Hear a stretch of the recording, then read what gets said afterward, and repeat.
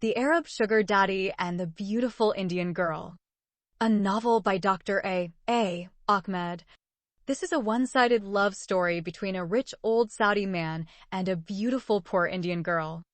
It was written in English and translated into Arabic by Dr. A. Ahmed. It is a story narrated in 6 books. Book 1.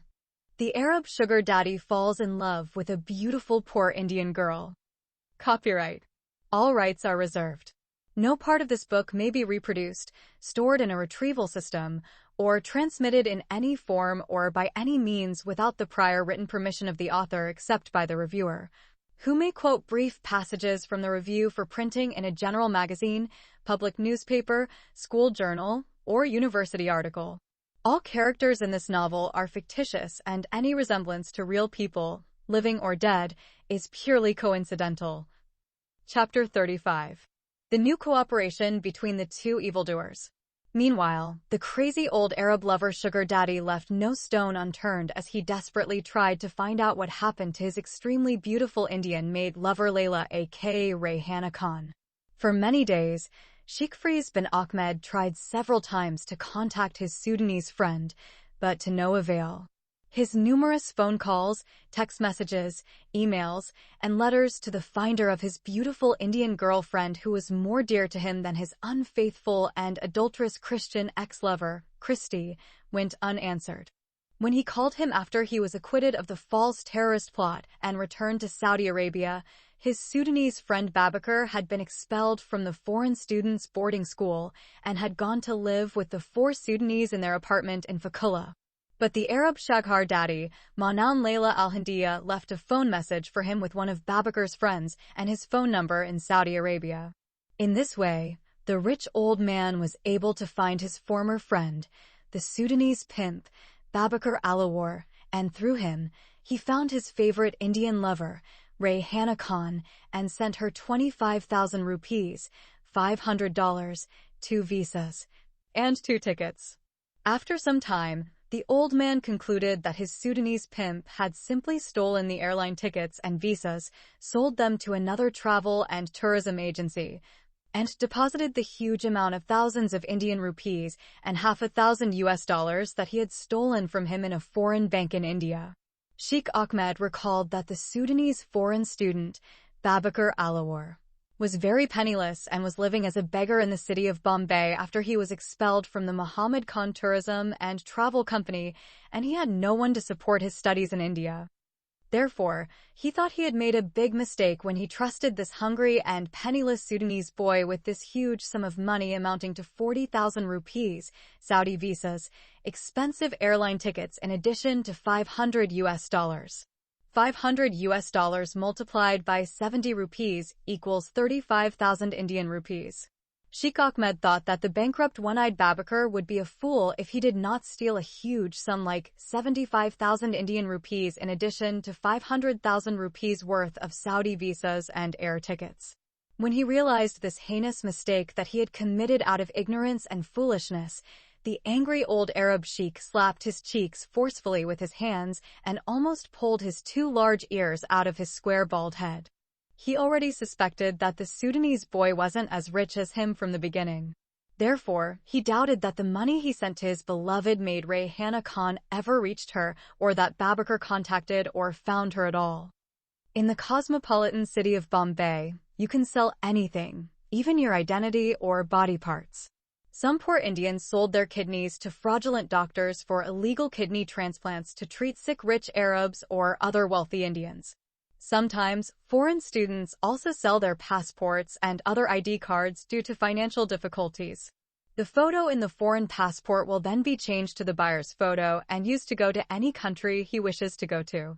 Among the foreign students at the University of Bombay, Nigerian students are known for drug smuggling, and Somali students are widely known for the art of forging money and foreign travel papers to travel to European countries. Everything you want from paper money to bank transfers, Somalis are masters of their craft. I did not mean to be a cruel or mean person in insinuating the poor Sudanese boy, Babakar Alawar, as a pimp for the rich old Saudi. The one-eyed Babakar knew exactly why Sheikh Ahmed was interested in the beautiful Indian maid, Rayhana Khan. So, excuse me if my opinion of him is less than excellent. By helping him send her home for a pittance in US dollars, or the promise of a Saudi work visa in exchange for an Indian rupee, and the promise that he would secure a future job as a translator, Babakar put himself in the position of a modern-day Sudanese pimp of the sexual slave trade among Arabs in India. A decent person should not help someone who wants a woman for his sexual pleasure, knowing that she has been deceived by offering a maid visa. The poor Indian woman Rayhana Khan is under the impression that the old Saudi gave her free visas and plane tickets as a gift because she is a Muslim like him and he wants her to come to his rich country and serve him by working in his palace with one of his Saudi wives. He told her that he has 4 Arab wives and many children, and they have foreign domestic maids who work with good wages. Instead of that tempting promise, Rayhana's life and the life of her daughter if it were sold and traded between the broker and the rich buyer. The typical Arab man in petrodollar countries changes foreign maids annually as if he were trading a used car for a new one or storing summer clothes for the winter or vice versa. If in the first year, he chooses a beautiful Abyssinian maid from Ethiopia, in the second year, he chooses a beautiful one from the Philippines, in the third year, he chooses a sexy girl from Indonesia, in the fourth, he chooses an attractive girl from Pakistan, and in the fifth, he chooses a beautiful-faced and attractive-bodied lady from India, etc., etc., etc. When the foreign maid arrives at his house, he either rapes her or buys her thighs for a few rials or dinars. The maid works as a slave for his wife during the day and at night. Her sponsor uses her for his sexual pleasure and amusement. Sometimes, the father and his adult children may share the body of the same maid in bed at night. A Pakistani policeman in a Gulf country was beaten to death by a mob of angry Arabs because he was quoted in a newspaper as saying that Pakistani girls who work as maids in Arab homes are sex slaves for Arab men. In the 1950s, the number of slaves in Saudi Arabia was estimated at 450,000, about 20% of the population of the sub-Saharan kingdom. The Saudis continue to this day to enslave people from all poor countries while the United Nations, human rights organizations, and leaders of Western governments in the First World turn their faces the other way for the sake of the huge profit they reap from the oil countries. Sheikh Ahmed, Sugar Daddy Al-Wulhan, decided to never give up on love. He thought that he made a mistake in his life by seeking the help of a poor black Sudanese slave. It was a huge, grave mistake. To take revenge for this and punish the damned Sudanese boy who cheated him and stole his money, tickets, and visas from his beautiful and sexy Indian lover Rayhana Khan and her cute daughter Ifat, the old geezer, Sheikh Ahmed thought he had to go back to his old partner in crime if he wanted to find his lost lover, the beautiful Layla, again. He is the criminal, the dangerous Muslim gangster or Gonda Muhammad Khan, his former Indian driver, and he will be his savior and last resort. Moreover, for a long time, he could not find any Indian travel agency willing to buy his visas. After much thought and disturbing suspicions about Babakar betraying him and stealing Rayhana's visas, tickets, and a huge sum of money, Sheikh Ahmed called his former Indian counterpart in crime and apologized to him. Then he told him over the phone while crying and shedding crocodile tears how the foreign student, the Sudanese boy, the accursed black Negro, Babakar, the one-eyed, deceived him, may God curse him, and stole his Indian maid, Rayhana's money, visas, and tickets. To hide his attempts to maneuver the outcome and failure, he claimed that it was Babakar who called him and told him that he could find his missing Muslim maid, Rayhana Khan, prepare her travel papers, and ship her over to his country in a short time. The resurrected zombie, Muhammad Satan Khan, has made a solemn promise with his right hand on his holy Quran that he will go very soon to find Rayhana Khan and re-prepare her travel papers and get her on her way to her wealthy legitimate donor, her wealthy Arab sugar daddy, as soon as possible. He also swore by God Almighty and his noble prophet that he would seek revenge for this miscarriage of fairness and implement vigilante justice, and that the accursed black Negro slave, Babakar Alayawar, would be found, arrested, and sent to prison, never to see the light of day again. Sheikh Ahmed thanked his former driver, Muhammad Khan, repeatedly while crying before hanging up the phone. The evil Muslim man Muhammad Khan became so happy that he thought he had died and gone to heaven and was enjoying the 72 eternal virgins in paradise. His wealthy Saudi client returned to him, causing him to see dollar and rupee signs shortly. The first major business deal between the two villains took place soon after and included the recruitment of a large number of Indian nurses in Saudi Arabia. The Saudi Ministry of Health decided to change its previous methods of recruiting medical personnel, or nurses in particular. In the past, the ministry used to recruit foreign nurses from Western countries, such as the United States, the United Kingdom, Canada, and Australia. However, Western nurses demanded much higher wages than doctors who come from poor Arab countries such as Egypt, Lebanon, Jordan, and Sudan. White nurses knew their rights and constantly made new demands of having the same facilities and accommodations as doctors, demanding extra leave and pay, a lower workload, and so on. As a result, the Saudi Ministry of Health stopped recruiting nurses from Western countries and began recruiting Arab nurses from the poor Arab countries mentioned above. However, experience has shown that Arab nurses are not as qualified or diligent as their Western counterparts. Many patients complained about the mistreatment and disrespect of these Arab nurses, and sometimes they would abuse them and push them until they fell on the hard floor. Accordingly, when it became impractical to employ nurses from rich Western countries as well as poor Arab countries, the Ministry of Health decided to employ nurses from India. The pilot study showed that Indian nurses are highly qualified, caring, hardworking, and incredibly cheap to employ. In India, a nurse must be female. No man may work as a nurse. Indians believe that a nurse should be loving, caring, patient, pleasing, good-looking, gentle, and beautiful.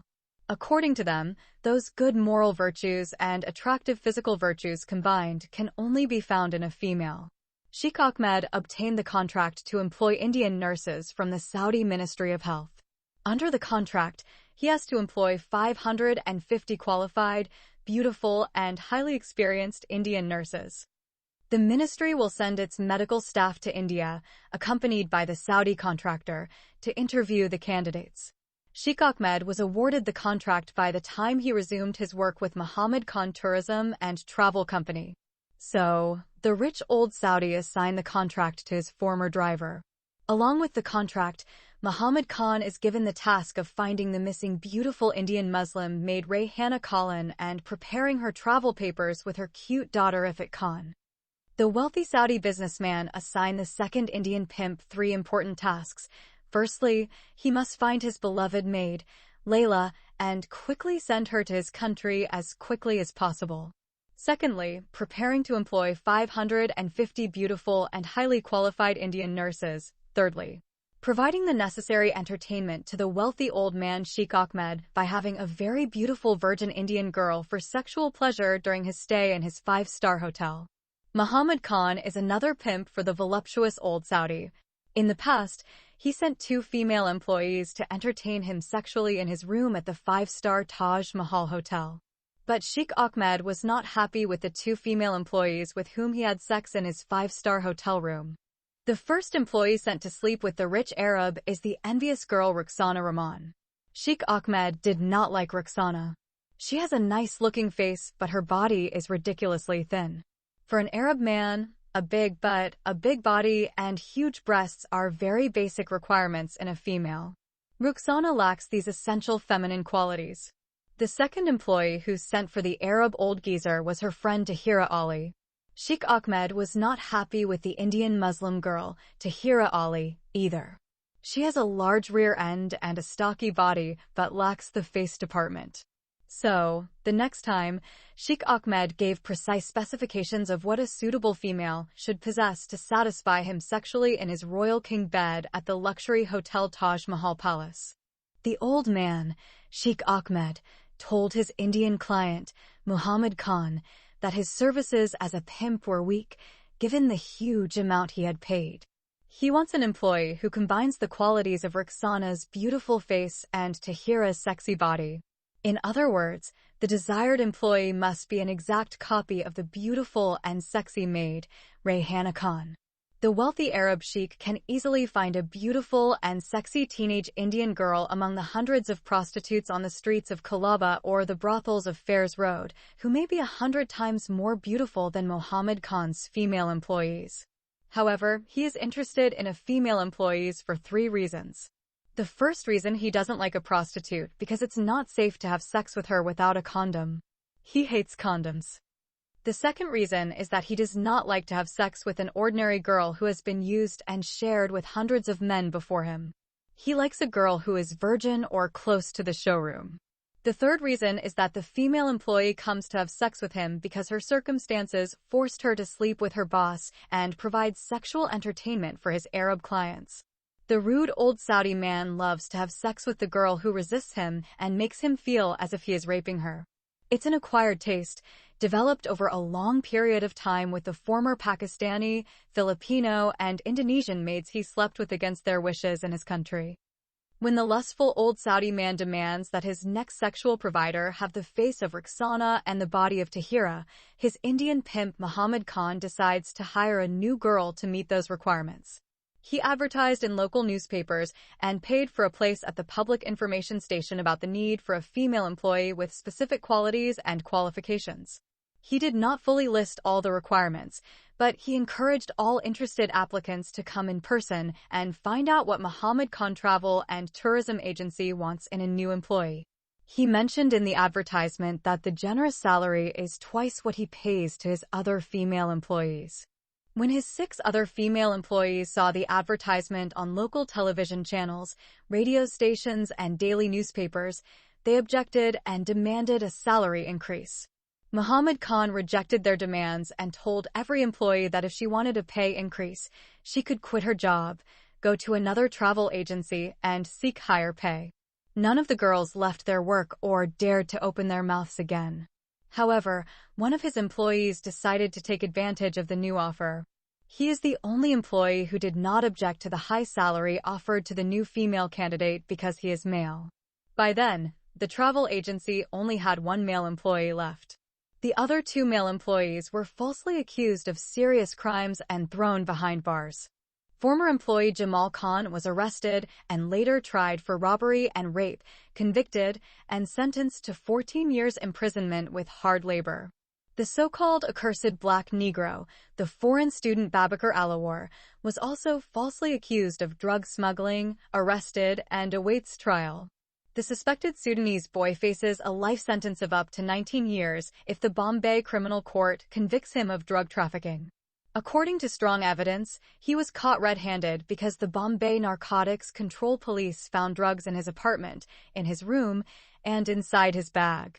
Even if he denied the charge in court, he would still be convicted, sentenced to life imprisonment, and rot or die in a treacherous Indian prison. In addition, none of the 9 suspects on the drug charge have a lawyer to defend them in court. In such a case, the Bombay Criminal Court will appoint for them a Hindu lawyer who hates the foreign Muslim students, the black African Negroes, more than he hates the accursed Satan and his evil demons. The only remaining male employee is known as Javed Sheikh. When Javed learned that his workplace was offering a job with a much higher salary than other female employees, he informed his sister and encouraged her to come and apply in person. His sister is 16 years old. Her name is Zareen Sheikh. She is also an exceptionally beautiful and sexy Indian girl. When Zareen applied for the position, she was hired on the spot. The notorious womanizer Muhammad Khan hired Javed's sister because she met the specific requirements of the old Arab man and surpassed them. Then the Indian pimp picked up his phone and called his Saudi client. He told him that he found him a very beautiful girl who was also a virgin. Yes, the girl is very beautiful, but how did the slimy worm know that she was a virgin? Muhammad Khan is a Muslim man and knows the mentality of a Muslim man when it comes to women and sex. Virginity is a particularly important asset for an Arab man. That is why their prophet Muhammad promised them that every man among them would have 72 beautiful virgins in paradise. According to the prophet Muhammad, the virgins of paradise will remain virgins forever. How can a virgin remain a virgin forever after deflowering her by inserting a man's penis into her vagina? Let us see how the Prophet of Islam solved this puzzle. The Prophet was asked, "Will we have sex in paradise?" He said, "Yes, by the one in whose hand is my soul, and it will be done daman daman." By this word the Prophet described the process of sexual intercourse with such thrusting and violence. When the man's cock finishes fucking her pussy, the nymph of heaven will return pure and virgin again. According to this hadith, God either sews up the virgin's vagina after every time a man's penis enters it, or restores a new hymen and inserts it into her pussy. The number of those permanent virgins in paradise varied from one hadith to another. In one hadith, the Prophet Muhammad said that they were 72 virgins, and in another hadith the number increased to thousands of them. To accomplish his other job mission, Muhammad Khan booked interviews for nurses' positions at a prestigious Islamic school and received more than 1,500 applicants. He would have received more than 5,000 applications within 1 week had he not closed the doors to prevent other interested candidates from entering. He must also put a note on the door of his travel agency written in large red letters, "No more applications will be accepted." Under the guidance of the interview panel, Muhammad Khan was advised to collect as many applications as possible so that the panel could select the most qualified nurses. Therefore, when the number of applicants reached more than 1,500 young women, the Saudi Medical Interview Committee advised him to stop accepting applications. The interview committee consisted of 11 qualified doctors from King Fahd Royal Hospital in Riyadh City. Each member is supposed to interview 75 Indian nurses and select 50 of them. However, the overwhelming number of applications would require each member to interview 150 female candidates, select only 50 nurses, and send hundreds of others away.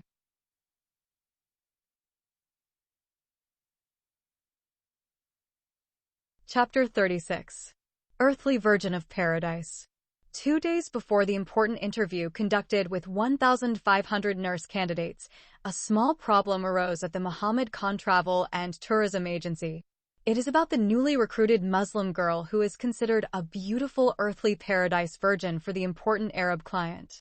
The employee Javed and the new employee Zareen hid their relationship from everyone at the travel agency, including their boss. Brother Javed pretended he didn't know his sister, and Zareen, the new employee, never told anyone that the only male employee at the agency was her brother. So, everyone thought it was just a coincidence that they had the same last name as Sheikh. Khan and Sheikh are very common last names among Indian and Pakistani Muslims. The problem has nothing to do with the hidden relationship between the new female employee and the only remaining male employee. The main cause of the problem is envy and jealousy among other female employees. When Muhammad Khan Travel and Tourism Agency announced the new job with a salary of 15,000 rupees per month, every girl in the office wanted it. All the female employees want the new position because each of them earns between 3,000 and 7,000 rupees, and the new job will make her earn more than double or 5 times her current salary. In addition, most of them have extensive work experience with Muhammad Khan Tourism and Travel Company. However, the greedy boss Muhammad Khan refused to promote one of them to the new position and sent several Indian girls who came to apply for the desired job. When Zareen Sheikh was appointed to this high-paying position, the other girls in the office started hating and treating her badly from day one. Her brother Javed does not like the way other girls treat his sister Zareen, but he cannot do anything to improve the matter because he has hidden his blood relationship with her from everyone. Whenever his boss invites his sister to come to his office, he hears the bad remarks the other girls say about her. One day, the envious employee Roxana took the lead in nastiness and said that Zareen was an employee because of her good looks and sexy body and because she agreed to have sex with her boss every day inside his office. Roxana is a bold, jealous, and stubborn young woman, and when she gets angry, she uses very vulgar street language.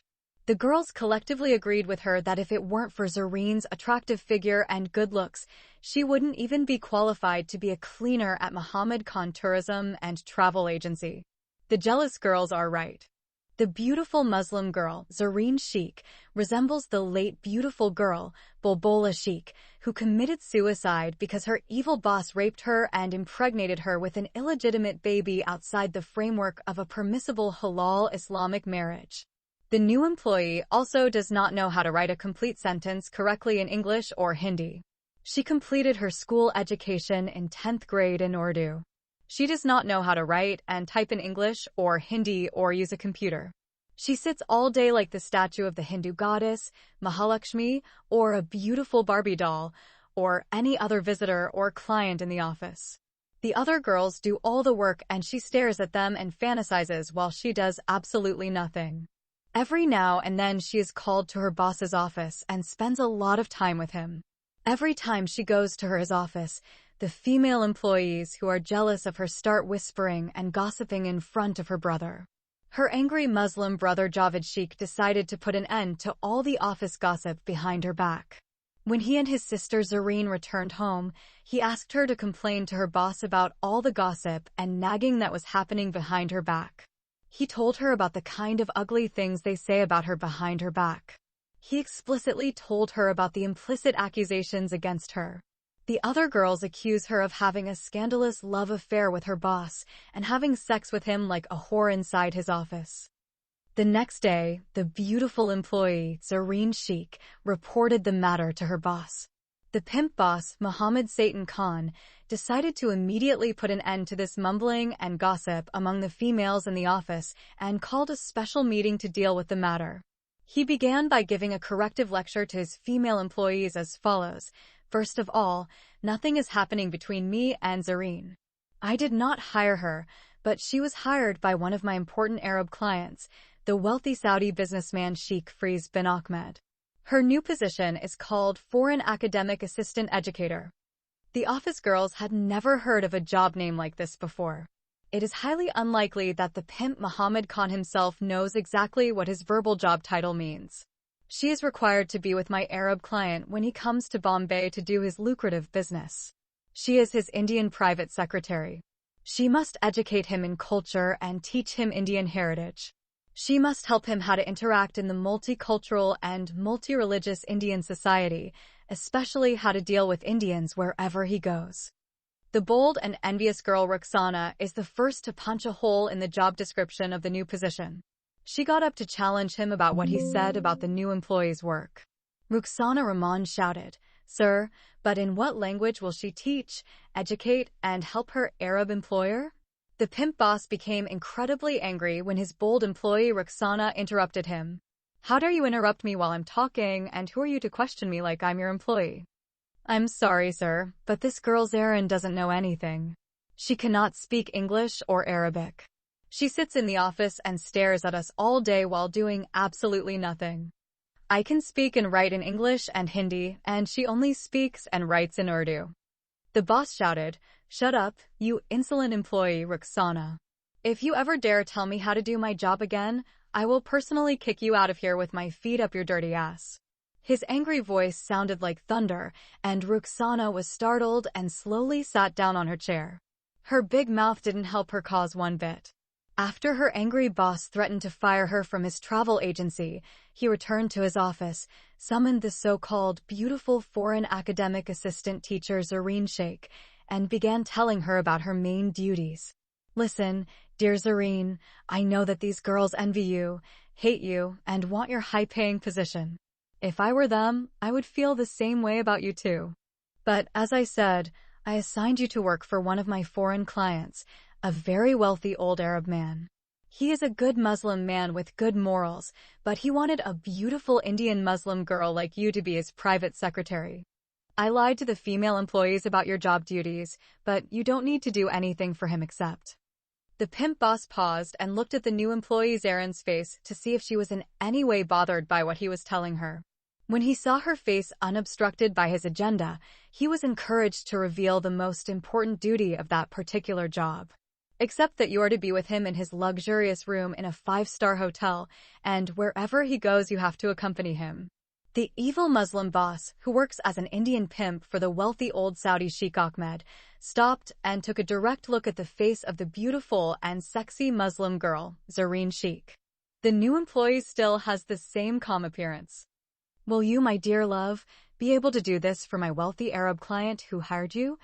Yes, I can do that, sir, Zareen said with complete confidence. That is why I chose you in particular for this important lucrative job. Well, my dear, since you are a very understanding girl, I would like to tell you more about your duty. Look, Zareen, it is only natural that an exceptionally beautiful young Indian Muslim girl like you, when she is alone with a strange old man who is not her husband or a mahram like her father or brother in his luxurious hotel room, might be tempted and want to just touch her soft hand, her smooth cheek, her long hair, even kissing her on the forehead with a fatherly kiss. Our honorable messenger Muhammad said, if a man and a woman are isolated alone in the company of each other, Satan is deemed to be their third partner. But remember, I told you that he is a devout Muslim man with good morals, and he performed the pilgrimage to the house of God in Mecca 7 times. He is a Muslim sheikh who is already married and has 3 chaste Saudi Muslim wives who have many children and grandchildren. If he wanted a beautiful new bride, he could marry a 12-year-old virgin in his Arab land. The Muslim pimp who was wooing his new victim stopped and checked the facial expressions of the so-called Indian Muslim foreign academic assistant educator. She didn't seem bothered in appearance. But I'm not sure what more he might ask you to do for him, but maybe he just wants to give you a fatherly kiss on your soft cheek or your sexy lips or a big brotherly hug for your tempting body. The devious manipulator stopped again, but this time he looked away from Zareen's face, worried that she might start objecting to the so-called fatherly kissing and brotherly hugging inside a strange man's bedroom in a luxury hotel. However, her lack of interest or objection confirmed to him that she was still accepting her sexual job duties. But out of envy rather than good morals, he decided to cause a roadblock and keep one duty for himself. But never allow him, my dear, honorable Zareen, to have sex with you. If the rich Arab sheikh gives you $1 million or 1 billion Indian rupees, never allow him to sleep with you and make you pregnant with a haram child without the required halal Islamic marriage. Okay, sir. Her answer, okay, sir, sounded like Zareen might agree to have sex if she was tempted at the right price, and that upset the heart of the lustful boss. He wants to keep the beautiful and sexy girl for himself alone. After he went to prison and his grumpy old wife fired his favorite beautiful Muslim employee, the late Bulbula Sheikh, he did not get any particularly beautiful new employee to fill the gap created by the absence of the late beautiful 15-year-old Bulbula.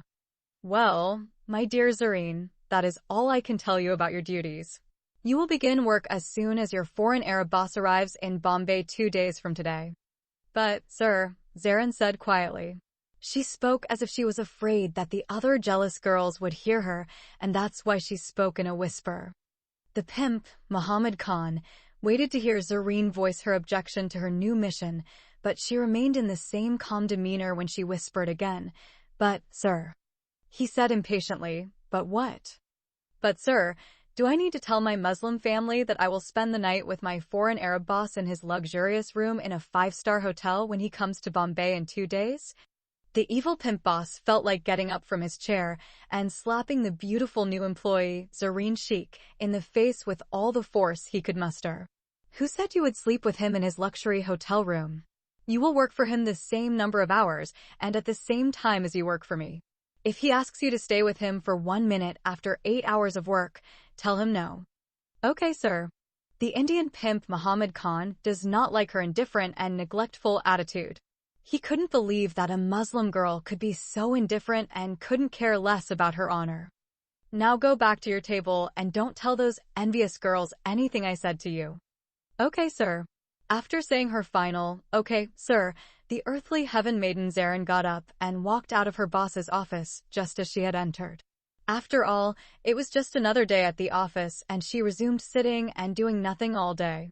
As soon as she left, the pimp boss began to regret telling Sheikh Ahmed about her. He hates the fact that he chose her for the job, especially after she asked him if she should tell her Muslim family that her job required her to sleep with her foreign boss in his hotel room. If he had known she was so easy and eager to jump into bed and have sex with any man, he would have kept her to himself.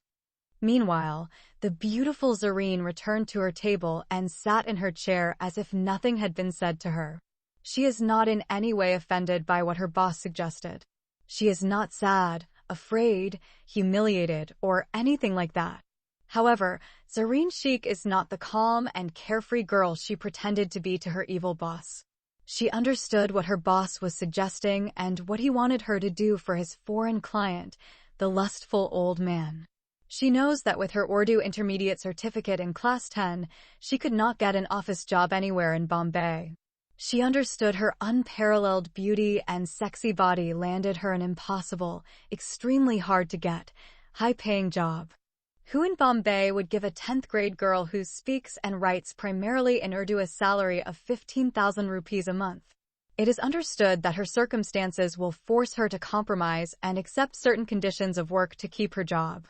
The highest paid girl in the office is the jealous and bold girl Ruxana, who receives 8,000 rupees a month.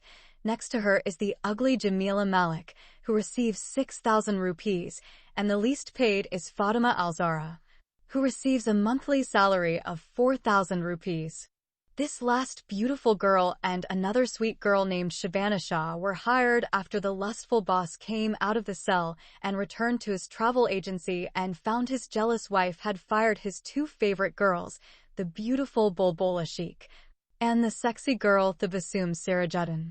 The late, beautiful, voluntarily raped Bulbula Sheikh, who became pregnant illegally by her evil boss and then committed suicide, used to receive a monthly salary of 3,000 rupees in the agency before she was fired. Then she became a maid in the homes of the rich, receiving 300 rupees a month. She worked as a slave for the rich wives and a sex slave for their rich, evil husbands. The beautiful so-called virgin of earthly paradise Zareen Sheikh loves a Muslim boy who is 7 years older than her. Her handsome lover has been mostly unemployed for more than 5 years. He is one of the 7th grade dropouts from an Islamic school which teaches its students in the Urdu language. So, his limited education in Urdu would not even qualify him to work as a janitor in any office in Bombay. For 5 years, he worked blue-collar jobs as a coolie carrying bags for passengers at the railway station, carrying heavy loads of cement bags on his head and climbing a ladder 10 to 15 stories high, manually pulling cement-laden wagons and various goods, etc. During those 5 years, he worked from hand to mouth. He did not save anything from the little money he earned. He proposed to his beautiful Muslim lover, Zareen Sheikh, 3 times, and each time her Muslim father rejected his marriage proposal and kicked him out of his small hut. Zareen loves her boyfriend to the point of no return. To her, he is the handsome Bollywood hero Amitabh Bachchan, and she is the beautiful cinematic heroine Hema Malini to him, and he is also her Romeo and she is his Juliet. And just as he is the crazy Arab lover Kays, and she is his beautiful Arab lover Layla. He is a very handsome Muslim guy and she is a very beautiful Indian girl. Therefore, the beautiful girl Zareen worships him as her hero in Bollywood's films, and he worships her as an Indian film star. When her father rejected his engagement for the 3rd time in a row, Zareen lost hope of marrying the boy of her dreams. The moment she got the golden opportunity of a lifetime of 15,000 rupees job, her hope revived and she decided to stick to her job with her hands and teeth. Why would she care about her honor if an old Arab man wanted to kiss her on the cheeks or kiss her on the lips or hug her and hold her in his arms for a few minutes inside his luxurious room in a 5-star hotel? Even if he asked for more, she would interact with him until she found a way to be wife and husband with her handsome lover. She has the same cunning, intelligent mind and secret sexual plan as the former Indian Christian wife of the wealthy Sheikh Ahmed, Christina Lopez, known as Christy. That wise and bold Indian girl who divorced her lustful old Arab husband, expelled him from his luxurious palace, and married her handsome Christian friend, Bobby. Likewise, Zareen believes that her new, high-paying job can help her obtain an entry visa to a rich Arab country from her wealthy Arab employer, Sugar Daddy. And then she can take the boy of her dreams with her and live with him in one of the paradises of the Arab oases in the Sahara Desert, happily ever after. Every Indian wants to go to one of the OPEC countries, Organization of Arab Petroleum Exporting Countries, or immigrate to a Western country, such as America, Canada, or Australia. Some poor people sold their homes to buy visas to go to an oil country or paid huge sums of cash to travel agencies to obtain immigrant visas to the USA, Australia, or Canada. Every week, thousands of Arabs and Africans risk their lives while trying to cross the Mediterranean Sea in rickety fishing boats through human smugglers to reach the European coasts. Hundreds of them drown every day, along with their women and children, and their bodies become food for sharks. On that day, the new employee Zareen did not tell any old employee about her job duties assigned to her by the pimp. When she returned to her family hut after work, she did not tell her brother Javed or anyone else a single word about what her Indian boss had said about her official duty to her rich old Arab manager, Sugar Daddy, who had hired her as his private secretary. Her Muslim pimp boss made it clear that she should keep her mouth shut.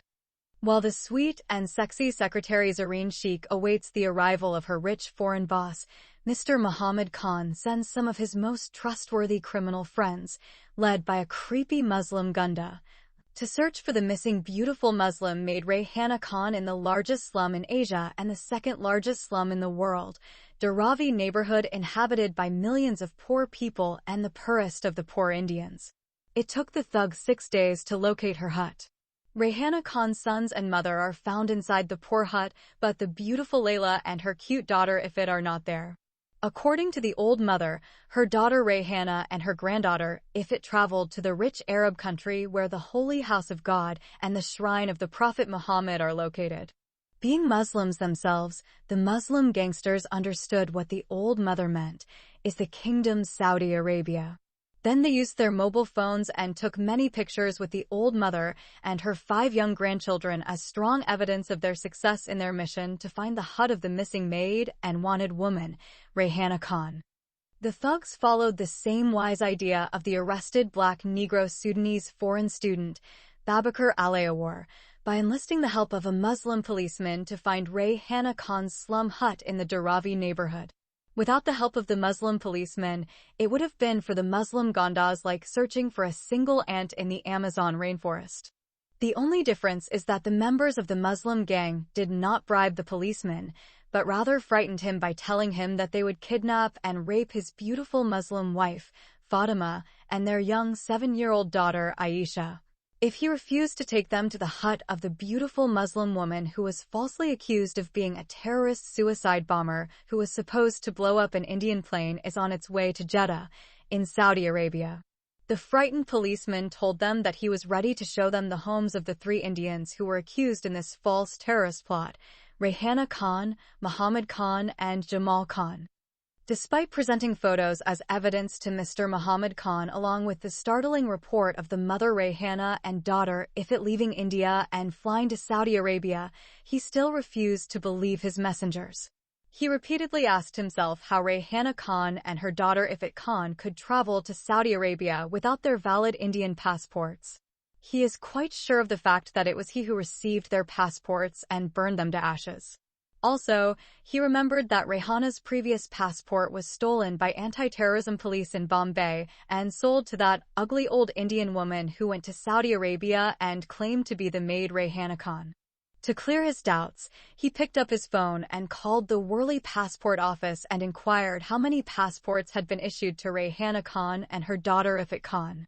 His spy checked the computer and gave him all the details regarding the separate dates and addresses that were used to issue passports to Rayhana and her daughter Ifit, twice for both of them.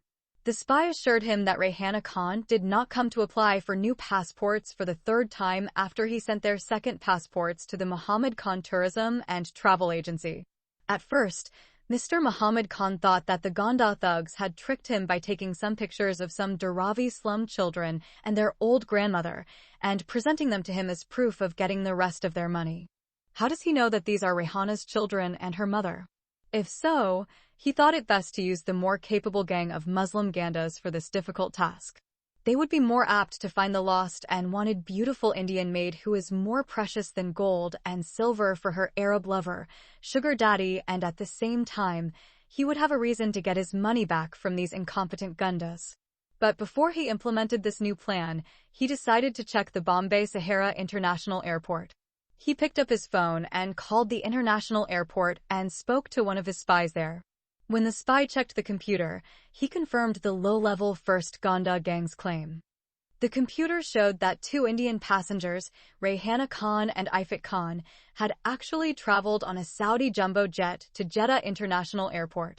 Mr. Muhammad Khan then asked the spy to know what kind of travel documents those Indian passengers used to travel outside the country. The spy told him that the passenger must have a valid Indian passport, a Saudi visa, and an airline ticket to travel to the Kingdom of Saudi Arabia or take any flight outside the country. The computer did not show anything indicating that the 2 passengers, Rayhana and Ifat, did not have the necessary travel documents. Instead of thanking him, the angry, ungrateful, stupid boss shouted at the spy at the international airport because he failed to prevent Rayhana Khan and her daughter Ifat Khan from leaving the country. The spy refused to provide an explanation or apologize to Muhammad Khan and instead abruptly hung up the phone.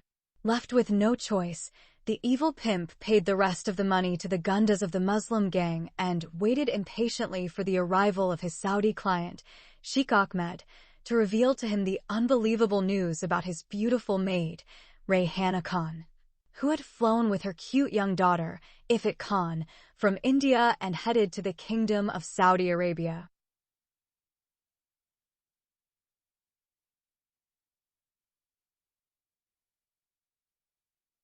Chapter 37. Beauty and the Beast. Sheikh Faiz bin Ahmed and the 11 Saudi doctors arrived in Bombay one day before the day of the general interview for 1,500 Indian nurse candidates. It's Saturday morning. The doctors were booked at the Oberoi Hotel while Sheikh Ahmed was booked at the Taj Mahal Palace Hotel. Mr. Muhammad Khan made the accommodation arrangements under the guidance of his Saudi client. Sheikh Ahmed does not want the Saudi doctors to know what he plans to do in his hotel room with the beautiful, virginal 16-year-old Indian girl whom his call service pimp has found for his sexual entertainment and booked for him alone. Upon his arrival at the Taj Mahal Hotel, Sheikh Ahmed took a taxi to the Muhammad Khan Tourism and Travel Agency. He is keen to consult his Indian pimp on some matters concerning his missing beautiful maid, Rayhana Khan, and to see the Virgin of Earthly Paradise who was hired for his sexual entertainment in his hotel room. He also wants to know what Muhammad Khan did to the black Sudanese slave boy who cheated him and stole his money. Upon his arrival, Muhammad Khan called the new employee Zareen Sheikh and introduced her to her foreign boss. The Saudi sugar daddy became very pleased with the beauty of the Virgin of Earthly Paradise. However, the new employee's 16-year-old Muslim girl, Zareen Sheikh, seems to him mediocre in beauty and sensuality compared to the beautiful, sexy, sensual, and feminine Indian Layla called Rayhana Khan. So, as soon as the so-called beautiful foreign academic assistant teacher left the office, Sheikh Ahmed inquired about his missing beautiful maid Rayhana Khan and whether the accursed Sudanese black slave had received his punishment. The Indian Muslim pimp told his rich Saudi Arab client that he had already found the evil black Sudanese foreign student Negro boy, Babakar Alawar, and sent him to prison forever. Sheikh Ahmed felt great relief and expressed his appreciation for the good work done by his Indian partner in crime in punishing the fraudster and the thief of money, visas, and airline tickets, Babakar, the dreaded black Negro. Regarding his missing beautiful maid Rayhana Khan and her cute daughter Ifat, the damned devil Muhammad Khan decided to be half honest. According to his trusted spy at the Worli passport office, Sheikh Ahmed was told that the new passports of the maid and her daughter were mailed to the residence of the Sudanese black monkey slave, Babakar Alawar, in his apartment in Vacola Colony, at Santa Cruz. It appears that he sold the Indian passports, the 2 Saudi visas, and the 2 air tickets to another travel agency. Of course, this is a big lie because he received the 2 passports in his office and burned them to ashes. The truth of the matter is that Muhammad Khan was overjoyed when he informed Sheikh Ahmed of the astonishing news he had received from the Muslim Gundas of thugs and also from his spy at the Bombay International Airport. The Indian pimp told his Arab client that Rayhana and her daughter, if it somehow managed to board the plane heading to Saudi Arabia, and in any case they were allowed to travel outside their country without their passports. But the despicable Muslim pimp did not reveal to his wealthy Saudi client that he had obtained their Indian passports and destroyed them. The crazy Arab Kays refused to believe that the beautiful Indian Layla and her cute daughter if it had arrived in the kingdom of Saudi Arabia without their Indian passports until his pimp swore to God while placing his right hand on his holy Quran and also to divorce his ugly old Muslim wife if what he said was not the absolute truth. Halfway through, thinking that this was too good a story to be a true tale, Sheikh Ahmed thanked his Asian nation's pimp and asked him to send his beautiful foreign academic assistant educator Zareen Sheikh as soon as possible to his luxurious room in the 5-star hotel in the Taj Mahal Palace. This is so he can start working with her on his king-size bed while she is in her lingerie and bra. Before Sheikh Ahmed arrived in Bombay, entered his office, spoke to him, and then left, Muhammad Khan was planning to send him the beautiful young maiden of earthly paradise. However, when the so-called earthly virgin of paradise, the sweet Zareen Sheikh came and stood in front of him, and he saw her beautiful face and sexy body and also examined her from top to bottom, the notorious womanizer changed his mind. Muhammad Khan has already asked Zareen to agree to everything except sex with Sheikh Ahmed. Zareen gave her word and promised her Indian boss that she would not sleep with the old Arab man, even if he gave her 50 million Indian rupees or 10,000 US dollars, or promised to buy her a palace in Bombay after marrying her. But from the moment she came and stood before him, his evil heart began to doubt her resolve. He knew her as a happy-go-lucky, carefree, stupid girl who didn't care about her honor. She may agree to have sex with the wealthy businessman, the old Arab geezer, if he tempts her with a few $100s and promises to have a job for her in his country, as he did before with his 2 Indian lovers, the Christian girl Christy and the Muslim maid Rayhana. Despite his uncontrollable sexual desire and insatiable lust, Muhammad Khan decided to keep his promise and send the attractive maiden of earthly paradise to the hotel room, but he also decided to make sure that the Arab sugar daddy, Sheikh Ahmed, would not be able to kiss her sweet lips, hug her erotically, or rape her when she was alone with him in his room. Or even touching her sexy body, or caressing her large breasts, or pressing her large buttocks with his old dick, or having sex with her tight pussy. Therefore, the Indian boss decided that he will be the first man to penetrate her virgin pussy with his cock and steal her virginity before her foreign boss Sheikh Ahmed does so to her. Before he implemented his plan, he explained it completely to the beautiful Indian beauty Zareen Sheikh and told her not to disappoint him. The earthly virgin of paradise gave her word to her lustful Indian superior and swore by God, her noble prophet Muhammad, and the blindness of her beautiful eyes that she would do everything he told her to do. Meanwhile, that day is considered one of the most sexually exciting days in the life of the rich old Arab sugar daddy. His mind is preoccupied with the problem of the whereabouts of his beloved maid, the beautiful Indian Layla, at this point. And his penis is thinking about the beautiful maiden of earthly paradise who is supposed to come to his hotel room to entertain him sexually. But the arrival of his beautiful and sexy Indian Muslim lover, Rayhana, and her cute daughter, Ifit, at Jeddah International Airport without their Indian passports was occupying most of his thoughts. While he was thinking about their puzzling matter, something suddenly entered his mind. Although Muhammad Khan is an evil genius at doing evil to others and deceiving people, that day he made a huge mistake that would soon expose him for what he really is. Sheikh Ahmed discovered this mistake himself upon his arrival at the hotel. He is about to see how fragile his new, restored partnership with his deceitful and greedy Indian pimp is. He asked himself if the bankrupt Sudanese foreign student, Babakar Alawar, had deceived him and stolen the 2 airline tickets and the 2 Saudi visas and sold them to another travel agency, how did his beautiful maid, Rayhana Khan, and her cute daughter, Ifit Khan, travel from Bombay and reach Jeddah? The information, which Muhammad Khan said he obtained from his trusted spy at Bombay Sahara International Airport, revealed that Rayhana and her daughter Ifit traveled from India to the Kingdom of Saudi Arabia with all the necessary travel documents for them. Muhammad Khan then contradicted himself and said that they did not have Indian passports but had 2 air tickets and 2 Saudi visas. This means that his Sudanese friend, Babikar Alawar, did not lie to him and did not steal the Saudi visas and travel tickets of the maid, Rayhana, and her 7-year-old daughter, Ifit. The logical conclusion is that the Sudanese boy actually found the missing beautiful Muslim maid Rayhana Khan and her Indian daughter Ifit Khan and gave them their Saudi visas and plane tickets. Sheikh Ahmed expected that the Indian passenger, Rayhana, and her daughter, Ifit, would be detained at Jeddah International Airport because they traveled on the Saudi plane without their Indian passports.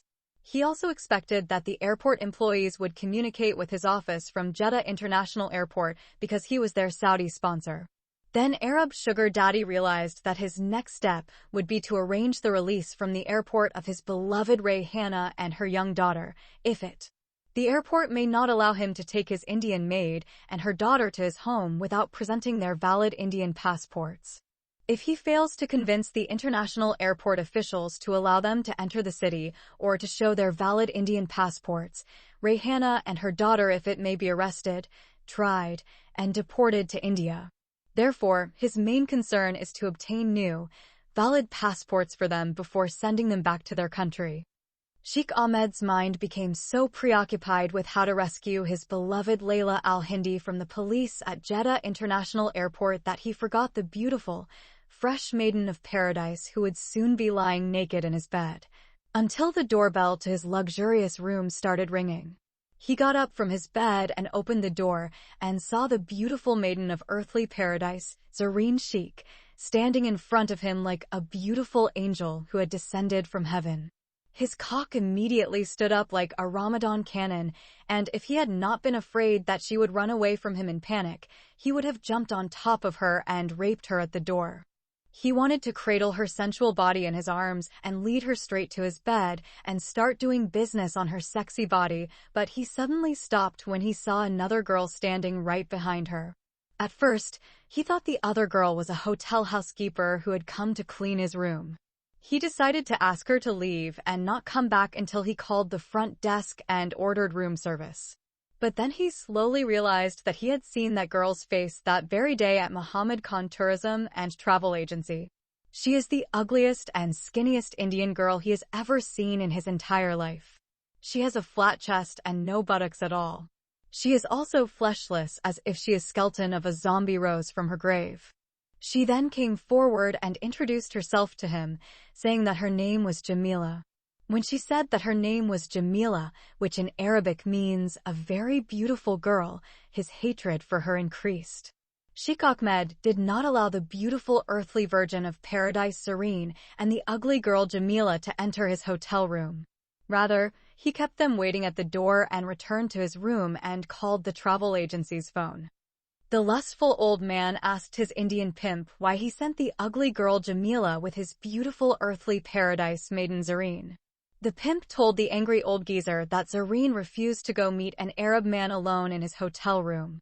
She said that she was afraid that the old Arab man would jump on her virginal body and rape her because of her beauty inside his hotel room. She also said that she heard that most Arab men are sexual deviants, and that is true. She also said that she is a good Muslim girl and her Islamic religious female teacher taught her when she was in her Islamic school madrasa that the Prophet Muhammad said, when a man and a woman are isolated alone with each other, Satan will be their third partner.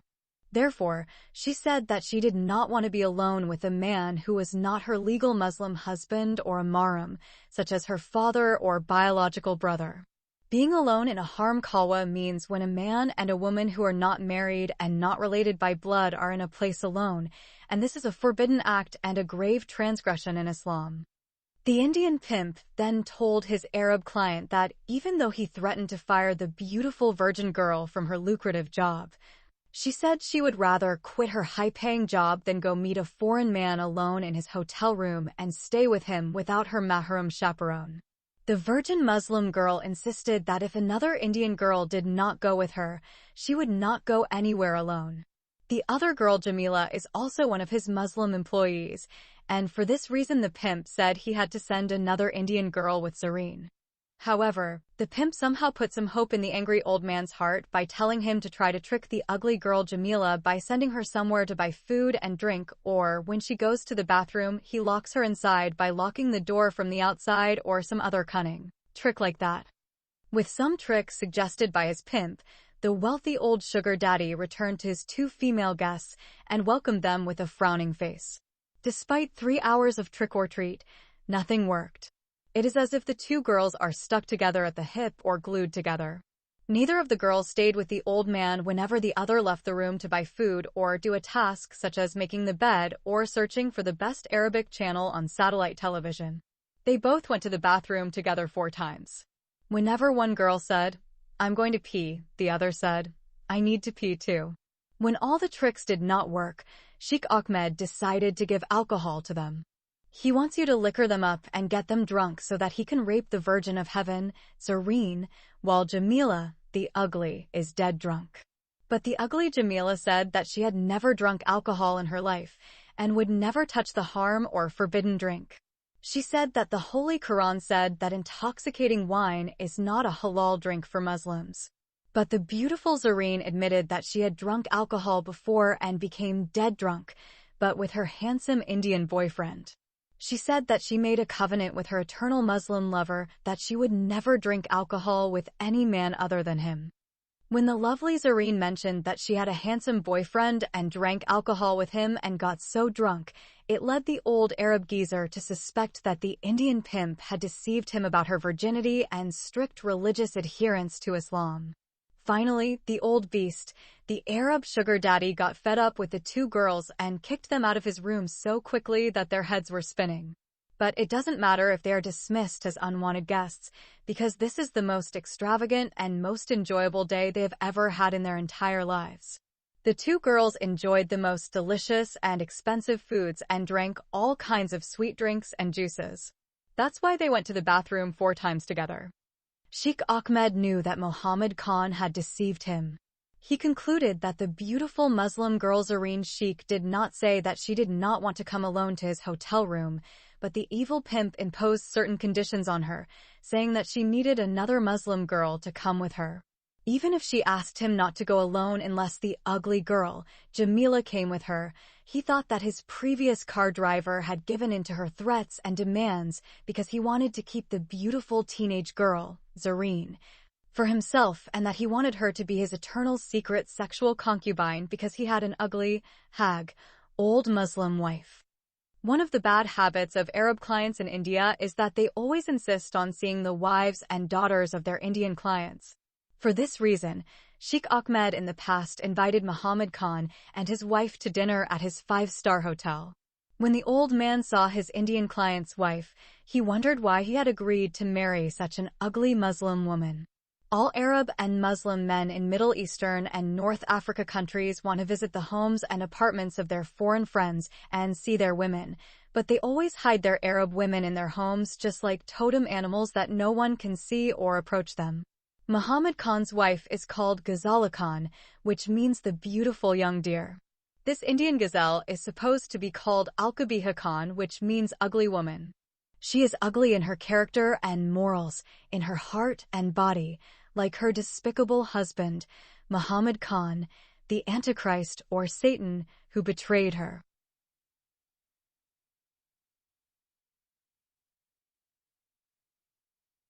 Chapter 38.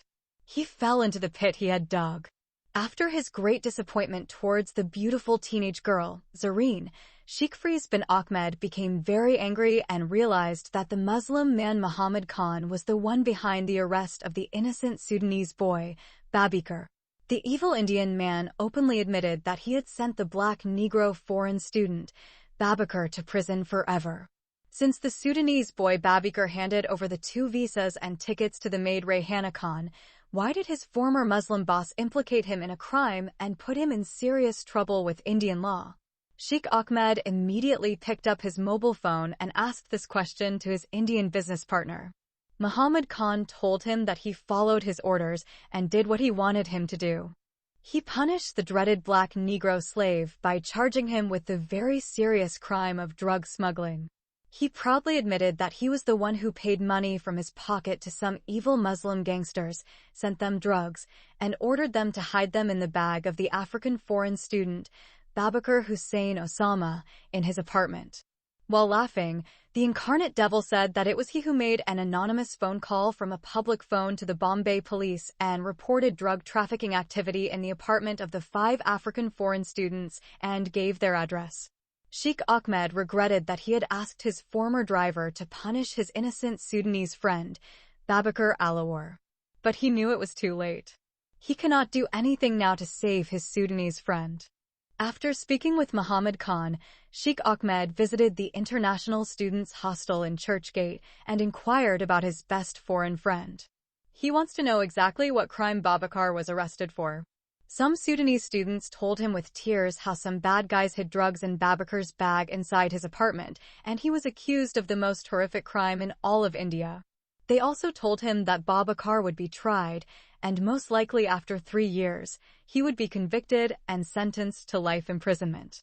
Sheikh Ahmed thought that because of him the Sudanese boy's life was ruined. However, he did not shy away from the terrible evil that had happened to Babakar at his instigation. His main concern is to visit him in prison and find out why he did not reissue valid Indian passports to Rayhana and her daughter Ifat, and why he sent them to Saudi Arabia without proper travel papers. Babakar saw some hope when his wealthy Saudi friend came to visit him in Ortha Road jail. He asked him to hire a Muslim lawyer to represent him before the Bombay Criminal Court and defend his case. The poor Sudanese student swore to God Almighty and his noble messenger Muhammad, may peace and prayers of Allah be upon him, that he was innocent of the drug charge, just as the wolf was innocent of Joseph's blood. Joseph is the son of Jacob, who known as Israel. His brothers threw him into the pit to get rid of him. Then they took him out and sold him to an Ismaili caravan heading to Egypt. Then they claimed that a vile beast had eaten him. Sheikh Ahmed gave an empty promise to Babakar without intending to fulfill it. He said he would find a good Muslim lawyer and appoint him for him and for his other innocent Sudanese friends and their 4 girlfriends. But the old man deep down in his heart decided never to waste a single rupee again on another Indian lawyer.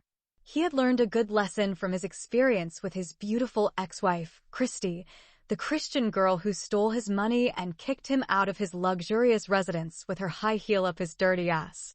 Why would he spend another rupee on a useless Muslim lawyer when the law allowed his legitimate Christian wife to replace him with her much younger Indian lover?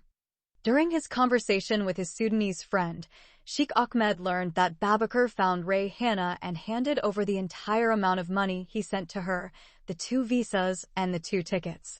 The imprisoned Sudanese boy then informed Sheikh Ahmed that he had not asked Rayhana and her daughter Ifat to travel outside India without their valid Indian passports. He said that the passports were supposed to arrive at his address, but he was arrested before they were delivered to him. He then gave the address of his apartment in Vakola Colony to Sheikh Ahmed and asked him to go there and inquire from the colony secretary whether the passports had arrived by mail or not. The old man's main concern is to obtain these 2 passports to save his beloved Layla and her cute daughter from prosecution and deportation to their country. So, he took a taxi from Arthur Road Jail and traveled to Vakola Colony and met the secretary. The Indian man became happy to meet a rich Saudi businessman. He provided him with all the details about the activities of the Sudanese youth who were living in one of the apartments before their arrest. He even swore to all his Hindu gods that he was certain that all Sudanese students and their foreign girlfriends were innocent of drug charges. He said it was most likely that an evil Indian who hated black African students had hidden the drugs in one of their bags. Sheikh Ahmed does not care about these details because he knows who that evil Indian person is. But in order to gain the secretary's trust, he listened to him. When he asked him about the 2 passports, the secretary said that he knew nothing about them. The Indian man then informed the Saudi man that the apartment now had new tenants who moved in shortly after the arrest of the black African Sudanese students and their 4 foreign girlfriends. The new tenants are foreign Arab students who came to study in India at Bombay University from Jordan and Israel. Sheikh Ahmed asked the secretary to introduce him to these Arab students. When the Saudi man met the Arab students, they told him that they did not see any Indian passports in their mailbox. Sheikh Ahmed asked one of the Arab students to go with him to the passport office to investigate the matter of the two missing passports. The Arab student agreed to help, and the wealthy Saudi man paid him for his time. On the same day, they went to the passport office and had a good time. At the Worli Passports office, the wealthy old man paid a large bribe to obtain information about the missing passports of his beloved Rayhana and her daughter. The bribery worked perfectly and revealed the exact reason for the mysterious disappearance of the two Indian passports. The passports were reissued and sent to the Muhammad Khan Tourism and Travel Agency office by a courier. Thus began the search for the missing passports and ended with the evil boss, Muhammad Khan.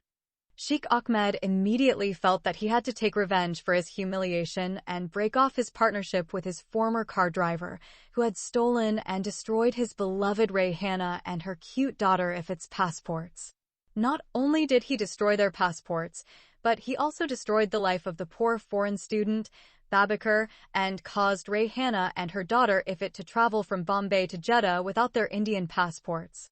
Finally, his evil, just like happened to the Sudanese boy, will land the mother and daughter in prison in Saudi Arabia. Therefore, the very angry Sheikh Ahmed decided that it was time for real revenge. Muhammad Khan will feel the full force and impact of Sheikh Ahmed's wrath as he exacts the ultimate punishment and revenge on his evil former car driver. He wants to implement on him the vigilante justice without the aid of Indian corrupt cops or dangerous Muslim Gondas. He decided to drop him into the hole he himself had dug for others.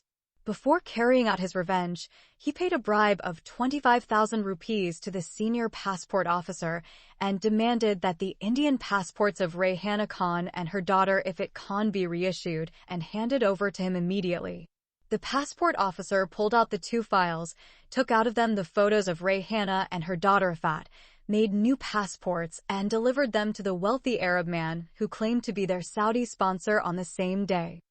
Sheikh Ahmed then went to the medical team of the 11 Saudi doctors at the 5-star Oberoi Tower Hotel and told them that the meeting with the highly qualified Indian nurses had been cancelled due to a major fraud by the travel agency he had entrusted the contract to it.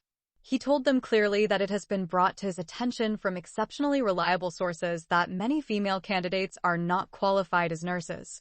Some of them are still studying in nursing schools, and some have never attended any nursing school. Worse still, some of them obtained fake medical certificates and got through bribes stating that they had 5 to 10 years of experience working in hospitals when in reality they had no experience. The travel agency accepted their applications because they paid huge bribes and commissions. The 11 Saudi doctors were shocked and angry when they heard that such fraudulent practices had occurred at a reliable recruitment agency. Sheikh Ahmed promised them that he would search for a reputable Indian travel agency and transfer the contract to this new Indian agency. The doctors thanked Sheikh Ahmed for his honesty and sincere efforts in exposing this ugly conspiracy in a timely manner. On the advice of Sheikh Ahmed, the 11 doctors changed their booking and returned the same night to Jeddah with the same Saudi contractor. On board the plane, Sheikh Ahmed told the medical team that he had contacted a reliable recruitment agency in New Delhi and arranged interviews soon for the required number of highly qualified and experienced Indian nurses. Meanwhile, the Indian client Muhammad Khan spent every rupee he had in the bank to prepare all the arrangements for this special event and major business deal. He also borrowed a huge amount of money from several banks in Bombay. He is supposed to get a lot of money from the 550 selected nurses. Each nurse is supposed to pay 300,000 rupees to Muhammad Khan Tourism and Travel Agency if she is selected. 300,000 multiplied by 550 equals INR 16, 500, 0000. This huge amount is equivalent to approximately 2,357,142 US dollars. So, the greedy man thinks he will become a millionaire overnight. Muhammad Khan had already paid for the hotel accommodation of the 12 Saudi doctors who came for interviews, the Sheikh Ahmed Hotel, and also paid for the prestigious Islamic school he had rented for the scheduled gathering of 1,500 nurses. He hired several off-duty security personnel and police officers. He also spent every rupee he had in the bank to prepare for this lifelong opportunity and huge business deal. Never before in the history of Bombay had a travel agency undertaken such a massive recruitment of Indian labor to any Arab country.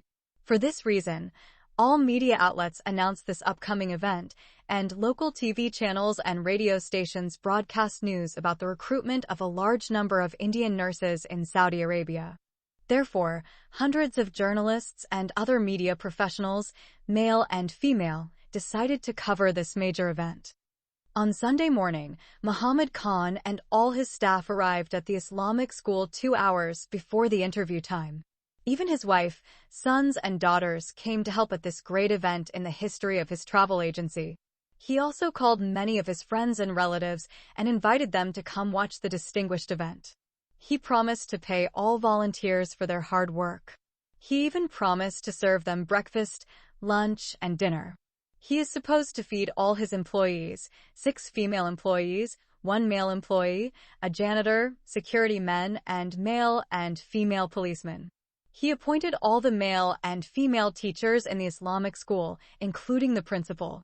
He selected some senior male and female students from the 10th, 11th, and 12th grades and promised to pay them good wages and provide them with 3 nutritious meals including sweet dishes, soft drinks, tea, and coffee. The interview is supposed to start at 10 in the morning and continue until 10 at night on Sunday.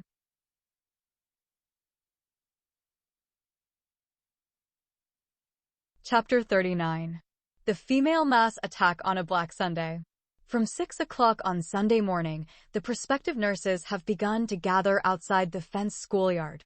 By 8 o'clock, every female candidate has arrived. All 1,500 nurses have come in time for their interviews, and not one nurse is missing. Each nurse came with at least 3 relatives and 2 girlfriends for emotional support. In India, young people are considered to be very weak emotionally due to various reasons. Many students committed suicide because they failed their 12th grade exams or could not obtain high enough test scores to enable them to get admission into medical or engineering colleges. It is also quite common practice for lovers to kill themselves because they were forsaken by their loved ones, and girls took their lives because their parents forced them into arranged marriages. Others committed suicide for failing to get visas to OPEC countries, or their applications were rejected for immigration to Western countries, such as Canada, America, and Australia. Even a rape victim like the late beautiful Bulbula Sheikh is expected by the Indian society to kill herself, which sadly she did it. On this most important day, the nurses brought with them their parents and boyfriends or girlfriends for encouragement and emotional support in case they are rejected. Some of them came from out of town as far away as the cities of Pune, Aurangabad, Nagpur, Baroda, Surat, Ahmedabad, Devlali, and Nashik. The out-of-town nurses and their parents are staying in local hotels and motels. They spent a lot of money on travel expenses and hotel accommodation in Bombay. Every nurse knew that she was facing a cutthroat environment and the competition would be stiff. Out of 1,500 female candidates, only 550 nurses would be selected, leaving almost 1,000 hopes disappointed. None of the female candidates knew exactly what the interview doctors were going to ask, nor on what basis she would be judged. Almost all the nurses have more than 5 years of experience working in the best hospitals in their cities. All of them graduated from the best nursing schools. All of them look pretty and very pleasing to look at. In India, people believe that air hostesses and nurses must look pretty and very appealing to the airplane's passengers and the hospital's patients. So, on this day of opportunity, every nurse is worried that she might be rejected because other nurses might look more beautiful than her. There is a general belief in India that Arab men love girls with big bodies and beautiful faces.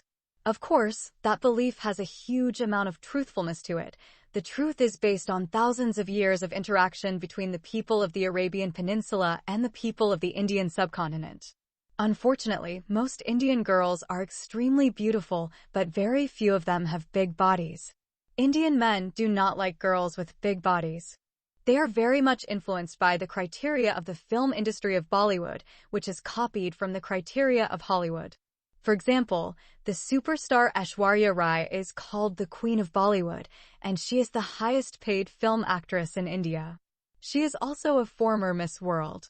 An Arab man might reject Aishwarya Rai because she has small buttocks and breasts and no meat on her bones.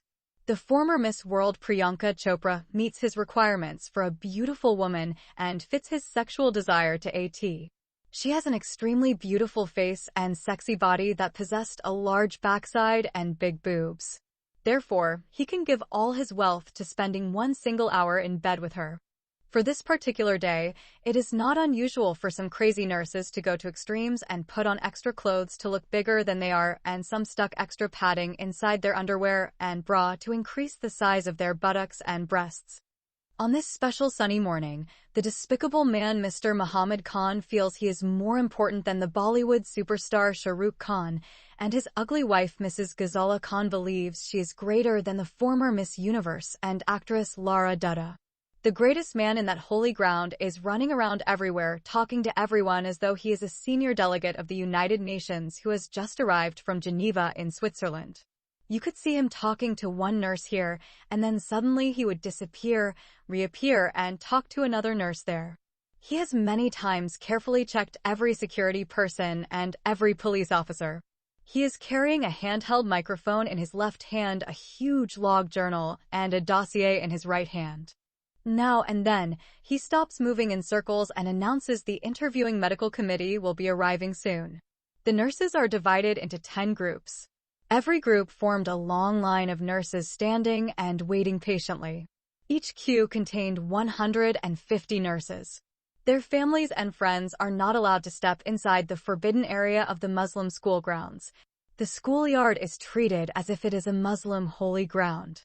Only the female pilgrims, security, necessary attendees, and helpers are permitted to enter Heaven's Gate to gain access to the medical committee who came from the promised land of petrodollar country that flows with money and honey.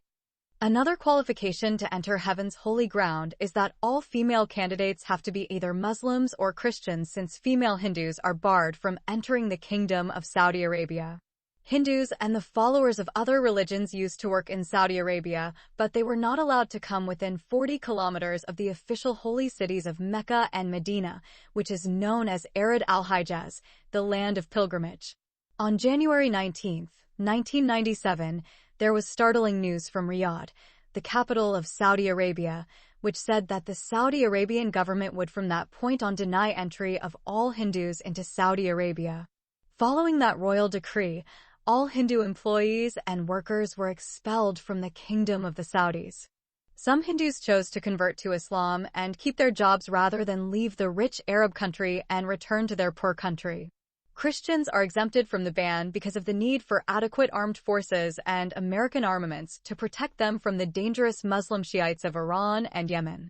Of course, Jews are not allowed in that Muslim holy land because the Quran said they are brothers of monkeys and pigs and an accursed race.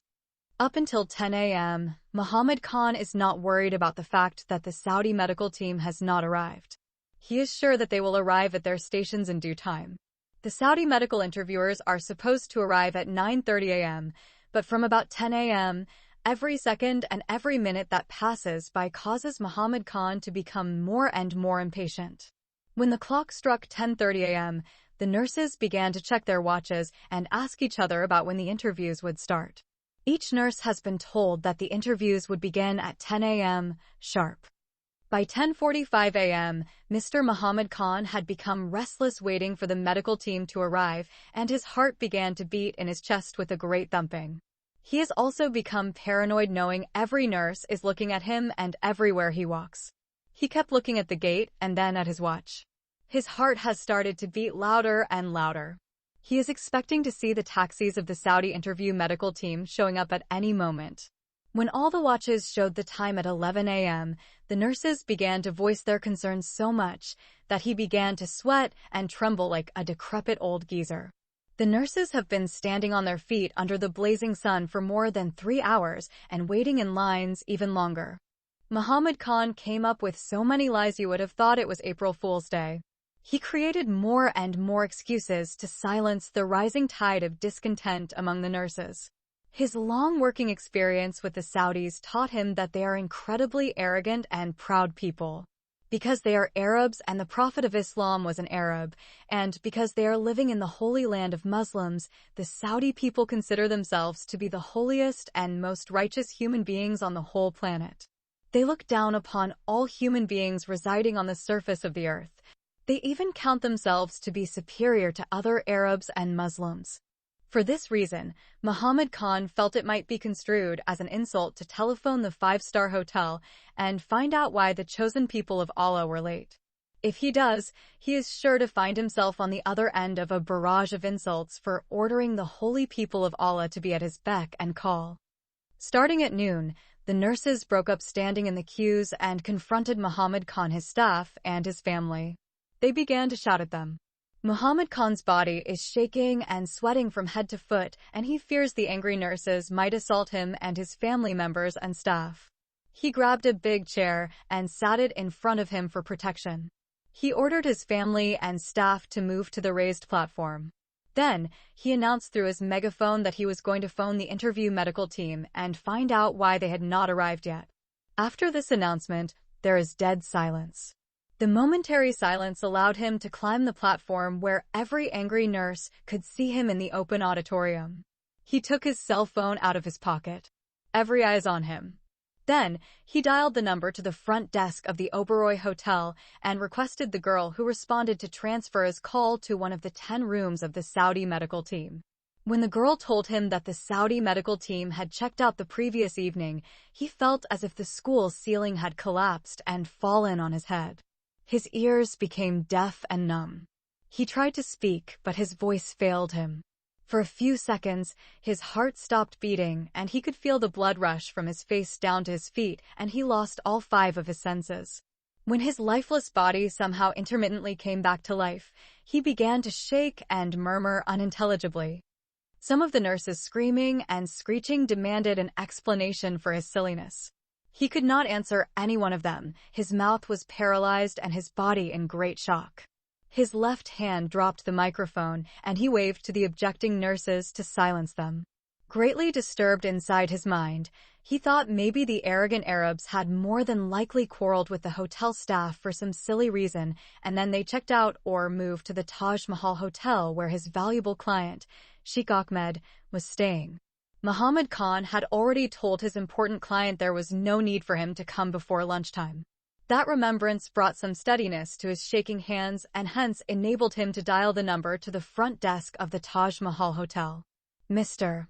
Muhammad Khan knows all the 550 visas are kept with Sheikh Faiz bin Ahmed. So, each lucky nurse who has been selected is expected to pay his agency in cash or through a check of 300,000 rupees and then receive her visa ticket to the Paradise Gate to her promised land, the land that flows with honey and money. This time, Mr. Khan decided to complain and inform his valuable client about the irresponsible and unacceptable behavior of the Saudi medical team. With some determination and a little confidence, he asked the girl at the front desk at the Taj Mahal Hotel, who responded to his call, to transfer his call to room number 2907. The pretty Indian girl had purposely made her feminine voice sound more sensual, and she politely thanked him for calling. She then transferred his call to room number 2907. Instead of hearing the loud and arrogant voice of Sheikh Ahmed, Mr. Khan heard the overly sweet and soft voice of a foreign girl. From her fluent English, he understood that she was not an Indian girl. At first, he thought that the dirty old geezer had picked up one of the pretty European drug addicts from one of the cheap motels in Colaba and brought her to spend the night with him in his deluxe hotel room at the Taj Mahal. His suspicion is confirmed when he remembers the case of the lovely virgin, Zarin Sheikh, and how he succeeded in stopping him from having sex with her and enjoying her beauty and charm the previous day. The following phone conversation took place in a loud voice, magnified by the microphone that Mr. Khan was holding in his other hand, which all the nurses could hear. However, the attentive nurses could only hear his end of the phone conversation and were quick to fill in the blanks. "Hello, ma'am. May I speak with His Excellency Sheikh Faiz bin Ahmed?" "Sheikh what?" responded the young white woman. "Sheikh Ahmed of Saudi Arabia." "I am not in the Sahara Desert of Saudi Arabia." I am in the Taj Mahal Hotel in Bombay, India. I haven't asked you where you are. Can you pass the phone to Sheikh Ahmed? My name is Diana Peterson. Also, I haven't asked you to tell me your name. Just hand over the phone to your man. The rudeness of his words annoyed the white woman, which led her to respond in kind. She switched to a lower level of language. "Fuck you," shouted the white woman, and then she hung up the phone. Mr. Muhammad Khan did not give up. He called the front desk again and requested that his call be transferred to room number 2907. The same foreign young woman answered the phone and said, "Hello?" Muhammad ignored the foul language she used before, and he continued to be polite. "Ma'am, I want to speak to my Saudi client Sheikh Faiz bin Ahmed." "You're a fucking Indian. You just want to fuck me in my pussy. Fuck you, dirty Indian motherfucker. Stop teasing my ass." Mr. Muhammad Khan had never been spoken to by a woman in such a filthy manner before, and hence he could not control his temper. "I said I want to speak to the Arab man who picked you up from the streets of Kalaba and fucked your pussy and ass all night. Fuck you, you ignorant bastard. I will complain to the front desk about your stupid ass." "Shut up, bitch. Do you know who the hell you are speaking to? Fuck you, and fuck every motherfucking Indian in this stinking rat-infested country. Come see me at the Taj Mahal Hotel, and I will fuck you up, you ugly Indian dog. How dare you to call me a bitch? You're a penis-sucking whore, you're a filthy slut and shit-ass, you're a fucking dick-sucking and drug-addict prostitute." The young white woman disconnected the line. She could not match Muhammad Khan's street-level language. Even though the white woman had quit and hung up the phone, the outraged man continued to echo insults and filthy language into the phone. He even shifted from the common English street language of thugs to nasty Indian slum talk. "Mater choote, pahan toote. Teri maagi choote, teri pahangi choote, chutiya, sala." Either the nurses have enjoyed hearing that distasteful phone conversation, or they are too scared to interrupt. That is why none of them spoke a word or tried to interrupt his tirade. Not even his wife, sons, daughters, or staff tried to reprimand him for being disrespectful in public or trying to calm him down. Then the extremely outraged Indian man, Mr. Muhammad Khan, changed his mind and decided to talk directly to the front desk and request someone to go and knock on the door of room number 2907 and tell His Highness Sheikh Faiz bin Ahmed to call him immediately because he has an exceedingly urgent matter to convey to him. Howbeit, this time the conversation did not last more than a couple of minutes. Mr. Muhammad Khan has given the name of his important Saudi client and his room number. Then, he requested the front desk girl send someone to knock on his door. The pretty Indian girl quickly checked her computer and then politely told him that the guest in question had checked out last night and flown back to the Kingdom of Saudi Arabia. On hearing her words, Muhammad Khan fell off the platform and his lifeless body went tumbling down in front of the 5 nurses standing directly in front of him. He blacked out and became unconscious. When he opened his eyes again, he found himself in the hospital. His body has been wrapped in white linen from head to toenail. He could not move a limb. Every inch of his body has been bruised or gravely injured. His 2 legs and hands have been broken. He has lost all his teeth. His chin has been dislocated, 6 of his ribs are smashed, and his long beard has been pulled out as if someone has pulled it out by its hair follicles. At the same time, he is in excruciating pain despite all the painkillers running through his IV. If the devil incarnate miraculously managed to survive, he will never walk on his broken feet again.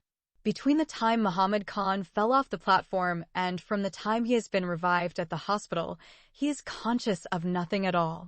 From the time he closed his eyes and lost consciousness and the time he opened his eyes again, 12 hours have elapsed. During the 12 hours, he was unconscious and remained in a long comatose state. Misfortune and chaos reigned inside the sacred taboo house of Allah and outside on hallowed ground. When he fell off the platform, everyone started screaming. The place became wild and disorderly, and his wife ran down to try and help him.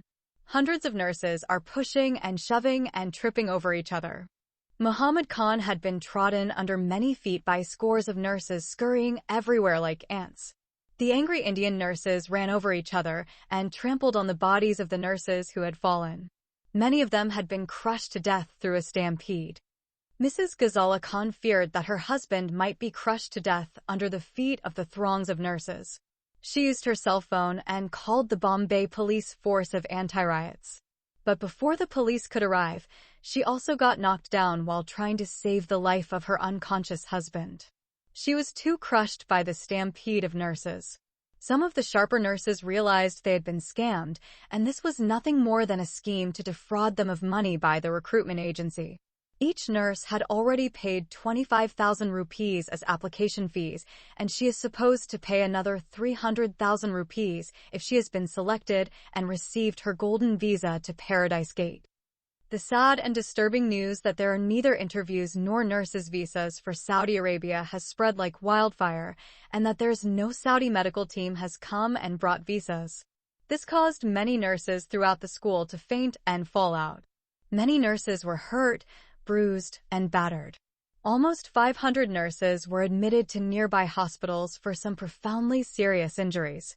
Other nurses in an unnurse-like behavior along with their parents, siblings, girlfriends, and boyfriends picked up stones and threw them at Muhammad Khan's staff. The envious girl Rukhsana Rehman, Tahira Ali, the ugly Jamila Malik, Fatima Al-Zahra, Shabana Shah, the Virgin of Paradise Zarin and her brother Javed Sheikh, the janitor Maksud Abdul Rab, and the other new employees have been all mortally wounded and taken in stretchers to hospitals unconscious. Muhammad Khan's wife, sons and daughters, and many volunteers and helpers have also been seriously injured. There are 79 female nurses, and also around 40 volunteers have died. They died either at the spot or shortly at the emergency units in various hospitals. No one escaped being pummeled by stones.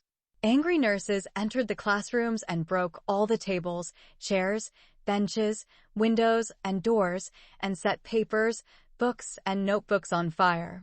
Meanwhile, all off-duty policemen ran away in terror for fear of losing their lives. Even the security men either got knocked down or likewise fled like cowards from the battleground. After 1 hour, the anti-riots police came and dispersed the angry nurses and their families and friends with tear gas. Yet, the turmoil did not end at the taboo ground of Allah. Havoc ensued all over the city when the news spread about what had happened at the Holy Islamic Schoolhouse of Allah. Some other nurses enlisted the aid of their girlfriends and boyfriends, sending them to the headquarters of Muhammad Khan's agency, where the boyfriends set both offices on fire and burned them down to the ground. It is a complete loss and total ruin of the business of the messenger of Lucifer. When the police arrived, they could not find anyone to arrest the setting of the fires. That day came to be known as Black Sunday after Black Friday, in which Muslim terrorists caused 13 planted powerful bomb blasts to explode in 13 public places in Bombay and killed and injured thousands of innocent Indians. After the tragedy of that Black Sunday, the wicked boss remained in the hospital for a few weeks, lost his mind, became mad, and began to attack anyone who came near him until they chained him to his bed. Shortly after, he was declared a dangerous madman and transferred to a mental hospital.